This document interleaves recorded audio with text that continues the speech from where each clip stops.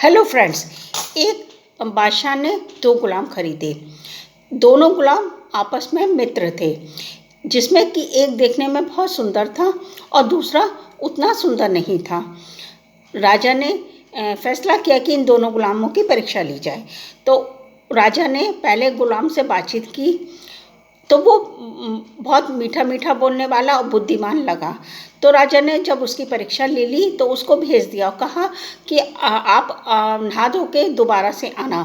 फिर उन्होंने दूसरे गुलाम को बुलाया जो देखने में उतना सुंदर नहीं था। तो राजा ने उससे कहा कि तुम में 100 गुलामों की ताकत नहीं है, तुम देखने में भी उतने मजबूत नहीं लग रहे हो जिस पे कि तुम पे विश्वास कर सकें। और तुम्हारा मित्र तुम्हारे बारे में क्या कह के गया था। तो उस गुलाम ने कहा कि मेरा दोस्त एक सच्चा व्यक्ति है, वो सबका हितैषी है, अपना काम बहुत ईमानदारी से करता है।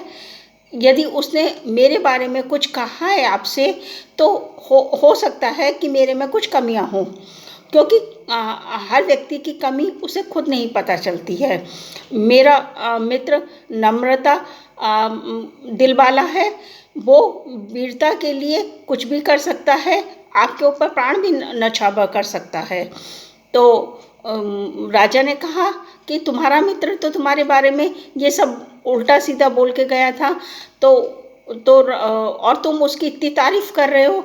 तो गुलाम ने कहा कि महाराज, मैं आपसे अपने मित्र के बारे में बिल्कुल सही बात कह रहा हूँ। यदि आपको झूठा प्रतीत हो रहा है और आप मेरी बात पे विश्वास नहीं कर रहे हैं तो उसमें मैं क्या कर सकता हूँ। राजा ने उस गुलाम को भी भेज दिया।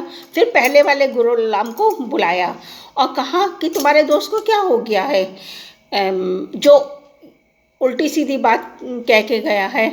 तो जो सुंदर गुलाम था उसने कहा कि मुझे कुछ संकेत मिलने चाहिए कि वो आपसे मेरे बारे में क्या कह के गया है। तो राजा ने कहा कि वो तो तुम्हारे बारे में बहुत उल्टा सीधा बोल के गया है, बहुत बुराई करके गया है। तो जैसे ही उसने ये सब सुना तो वो अपने मित्र के बारे में उल्टा सीधा बोलने लगा, गलत गलत बोलने लगा, उसकी बुराई करने लगा।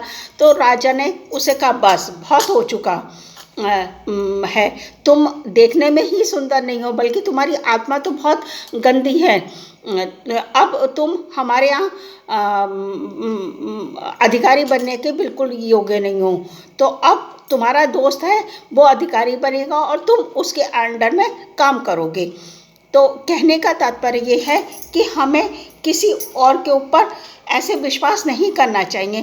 पहले हमें उसकी पहचान, उसकी परख खुद करनी चाहिए कि वो हमारे लिए कितना हितैषी है, हमारे बारे में क्या सोचता है और हमारे लिए क्या कर सकता है। इसलिए गौर दीजिएगा, ध्यान दीजिएगा। Thank you.